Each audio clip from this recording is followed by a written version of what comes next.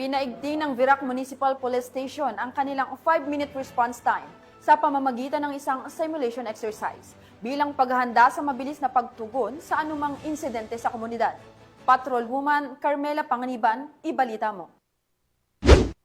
Nagsagawa ng simulation exercise o SIMEX ang Virac Municipal Police Station sa pangunguna ni Police Major Kenneth Deng C. Gutierrez, Chief of Police, bilang bahagi ng pagsasanay upang matiyak ang 5-minute response time sa anumang insidente sa bayan gamit ang 911 at Virac MPS hotline.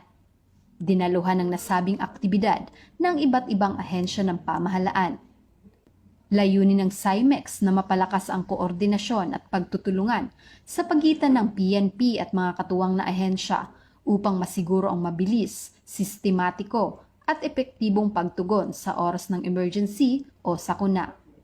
Sa pamamagitan ng ganitong mga pagsasanay, ipinapakita ng PNP Virac ang kanilang buong dedikasyon sa maagap na aksyon at pagbibigay ng mataas na antas ng serbisyo at proteksyon para sa kaligtasan ng bawat mamamayan ng Virac.